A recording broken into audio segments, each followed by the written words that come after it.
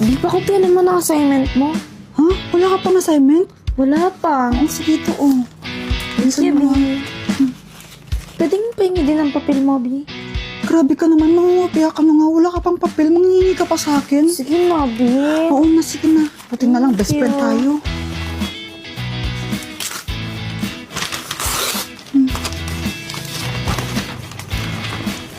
Ito, bilisan mo, baka makita tayo ni sir.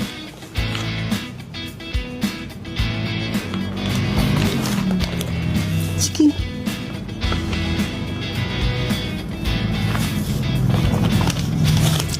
Sige akong balang, babanti ako. Hala, wala na pala akong ballpen. Bili mo na nga ako. Aray. Sorry. Ano ba yan? Di ka ba tumitingin sa dinadaanan mo? Sorry na nga eh. Siya nga pala yung bag mo bukas. Pinagtripan na naman siguro. Ano? Wala. Nakita pala kita kanina. Kinokopya mo yung assignment ni Samantha. Huwag mo akong susumbong ha. Hindi, yari ka sa akin. Hindi naman ako magsusumbong. Kaso nga lang, feeling ko mali yung mga sagot mo. Ha? Mali kasi yung ginawa ni Samantha. Ang hinahanap kasi doon sa assignment is speed.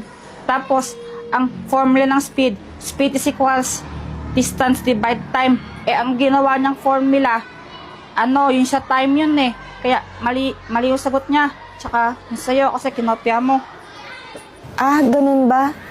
O sige, babaguhin ko na lang yung mga answer ko. O sige na, gawin mo na yung assignment mo. Mamaya pa naman mag-uumpisa yung physics. Sige na. Sige, salamat sa pagsabi ha. Ang weird ng lalaki yun. Uy, andito ni top 1 natin. Ano, Jeffoy the pangit? Papakopyahin mo na ba kami ng assignment mo? Ha? Pakopya mo na kami! Pangit, oy! Dito ka! Di kaklase pala natin yung weird na yan. Si Jeffoy? Oo. Ay, naku, huwag mo ismulin yan.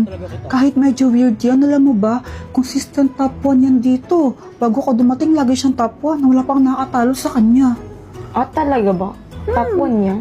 Oo nga. Tignan na natin kung magiging top 1 pa siya ngayon. Nandito na ako. Babe, huwag kang masyadong ambisyosa. Assignment nga lang kinukopya mo pa sa akin. Grabe ka naman, B. Joke lang.